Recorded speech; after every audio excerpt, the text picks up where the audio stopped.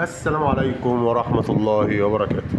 صلى على النبي في البداية كده ونخش في الموضوع على طول. رازوفيتش الزمالك، أنا مش فاهم إن الزمالك ده يعني في إيه؟ يعني هو أجنبي وخلاص؟ يعني أي حد يكون معاه باسبور غير مصري أهم حاجة عشان يبقى أكننا عملنا حاجة في مين رازوفيتش؟ يعني الزمالك تعاقد مع مدير فني سربي.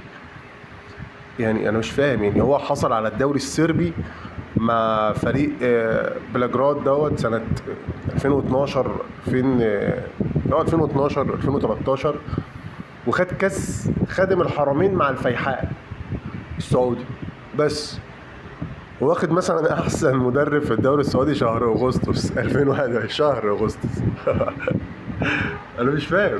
طب انت دلوقتي نادي معكش فلوس تقبض اللعيبه بتاعتك، اللعيبه مش عايز تنزل التمرين عشان ما خدتش باقي مستحقاتها، عليك قواضي ومش عارف هتاخد الرخصه الافريقيه ولا لا.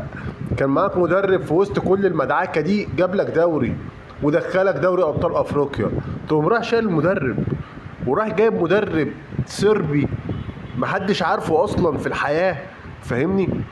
وبياخد له مثلا هو الجهاز الفني كله على بعضه بياخد له 70,000 ولا 80,000 دولار، وانت على الله حكايتك مش لاقي تاكل، يعني شحات ونزهي، فاهمني؟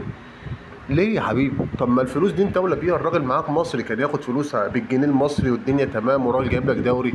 يعني مثلا رازوفيتش ده انت جايبه عشان يجيب لك ايه؟ جاب لك دوري؟ ما هو المصري جاب لك معتمد، جاب لك دوري. كمل مع الراجل بقى وخليه يكمل، وعارف الفرقه وعارف اللعيبه، وانت اصلا عندك ايقاف قيد تاديب، يعني مش هتجيب لعيبه، يعني هو عارف الخمل اللي في ايده يعرف يسيطر عليه. انت هتجيب واحد لسه يتعرف على الفرقه اللي هي اصلا مش موجوده؟ انا مش فاهم، يعني انا مش فاهم الزملكاويه دول بيفكروا بايه؟ ما هو اكيد مش بدماغك، انت اكيد بتفكر بحاجه بتقعد عليها، فانا مش فاهم.